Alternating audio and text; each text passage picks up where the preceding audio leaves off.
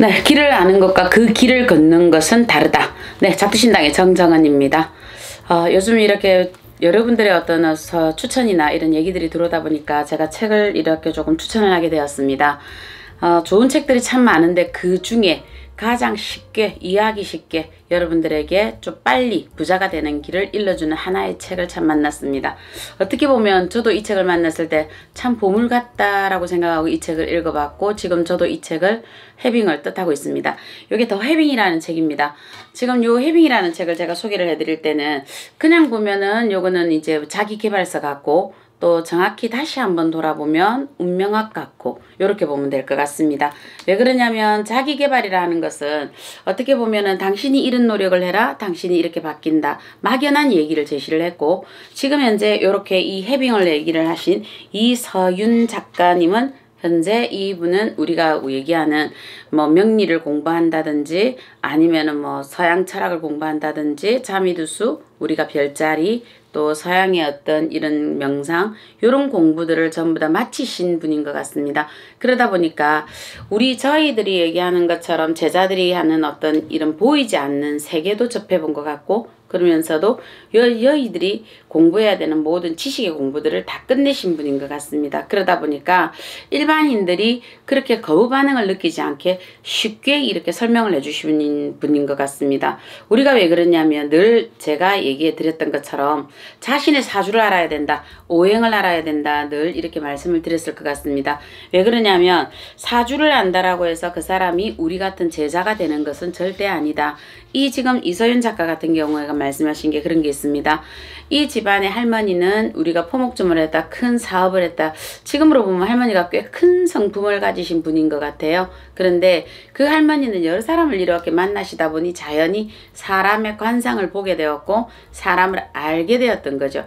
그러다가 어느 날 손녀한테 다른 사람에게 보이지 않는 아주 맑은 기운을 가진 아이라는 것을 할머니가 아시게 되었던 거고, 그래서 어린 딸인 그 손녀의 손을 붙잡고 이 아이에게 명리를 가리키고 관상을 가리키고 그리고 기운을 가리키고 이렇게 해서 그 아이에게 어떤 걸 가리켰을 때 아마 일반 엄마들이나 우리가 일반 사람들이 이런 걸 접했다라면 거의 전부 다 아마 집안에 분란들이 일어났겠다 싶거든요. 왜? 사주를 어떤 공부를 한다라거나 이 사람이 만약에 관상책을 끄집어내어서 이런 얼굴에 관상을 공부한다라거나 아니면 손금을 공부한다거나 우리가 족상을 공부한다거나 이렇게 된다라면 집안에서는 그런 삿된 것을 왜 배우냐고 어른들이 그러셨거든요.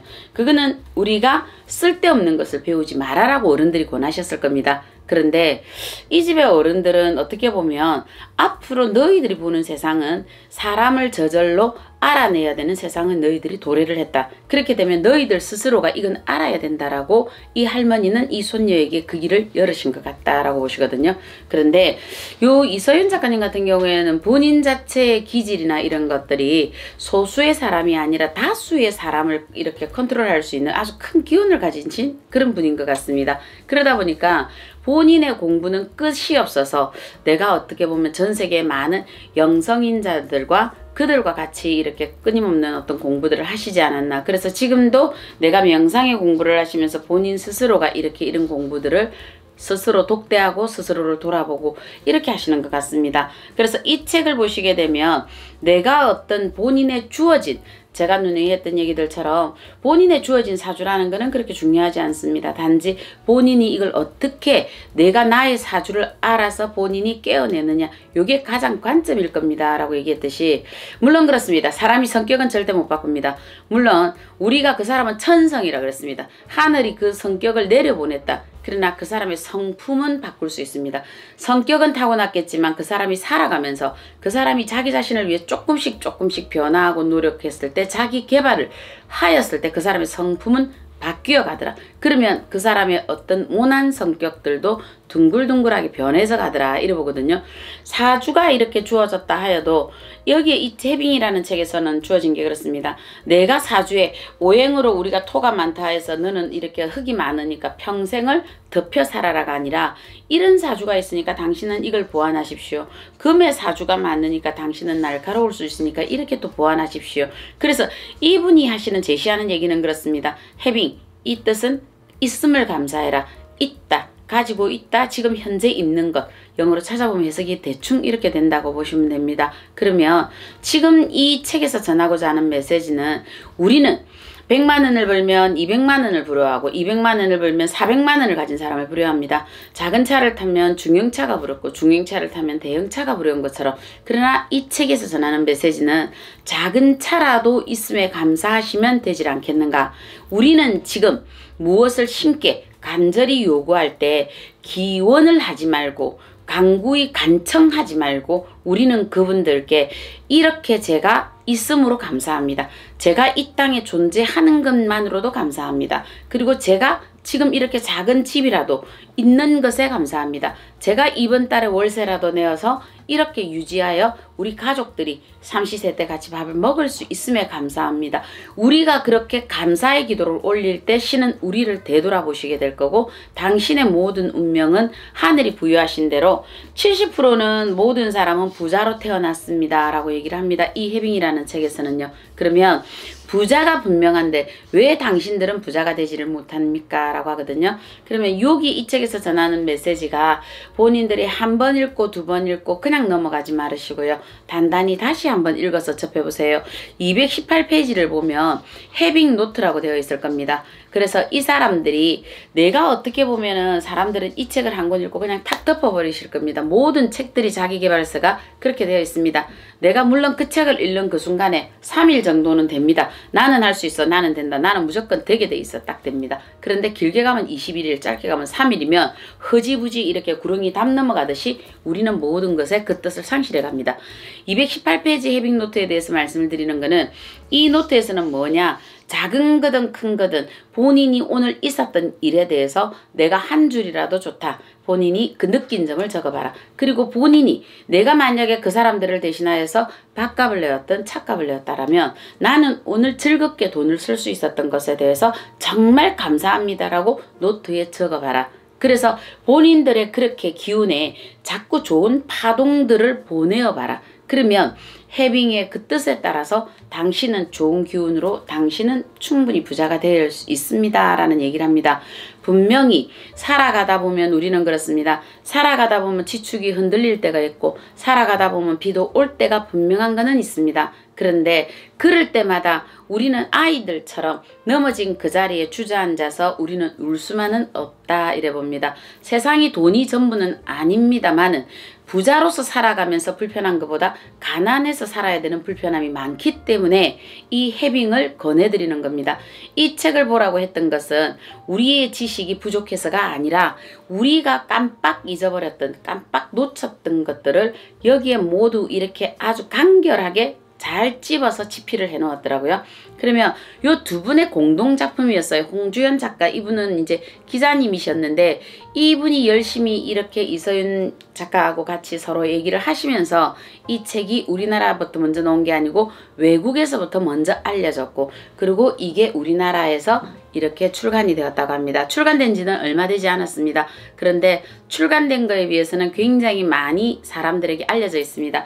이서윤 작가가 지금 현재 제가 지금 봤던 이 책은 요거 외에 3권이 더 있습니다. 그거는 차후에 제가 영상을 다시 한번 올리도록 하겠습니다. 저는 일단 이 책은 다 읽어보고 끝낸 거라, 그래서 다시 한번 저희 신도들에게도 제가 이 책을 요번에 한 40권을 시켰습니다. 아마 지금 또 시켜야 되지 싶은데, 요 40권을 시키면서 제가 어떻게 줬느냐, 제가 우리 신도들한테 왜 이 책을 줬느냐, 우리 신도들도 저는 그렇습니다. 사막을 제가 홀로 걸어갈 때 저 혼자 걸어가면 심심하잖아요. 그죠? 그러면 내가 이렇게 높은 구두를 신고 내가 아름다운 옷을 입고 폐물을 지니고 할 때 누가 좀 옆에서 봐주는 사람이 있어야 또 재밌잖아요. 그러면 부자도 같이 갔으면 좋을 것 같아요. 그래서 우리 신도들에게 가장 그래도 책을 읽겠다, 그래도 이 사람들이 이 노트를 적겠다 하시는 분들에게 제가 요 노트책 하나, 그리고 이거는 아이들 고등학생들에서는 오답 노트입니다. 그래서 반쪽이 되어 있기 때문에 해빙 노트로 적기는 참 좋겠다 하는 생각이 들어서 제가 이렇게 동봉을 해서 보내드렸습니다.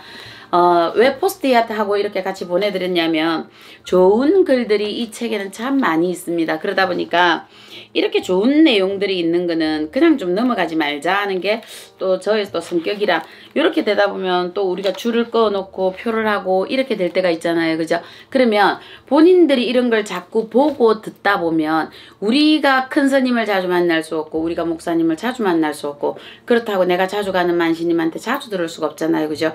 요 책들이 신의 말씀의 대신이라 하시고 들어보시면 안 되겠습니까? 그래서 본인들이 지치고 힘들 때 또 한 번 이 책을 또 한 번 꺼내놓고 다시 한 번 또 읽어보면 안 되겠습니까? 그러다가 또 답답한 게 있으시면 또 한 번 내가 헤빙노트를 다시 한 번 해보고 본인들이 시행을 해보시면 안 되겠습니까? 간절히 원할 때, 내가 어떤 원하고 바라는 것이 있을 때 정말 간절했더냐 라고 물었던 적이 있습니다. 그랬더라면 너희들이 정말 간절히 원했다라면 너희들의 소원은 반드시 이루어졌다라고 보셨거든요.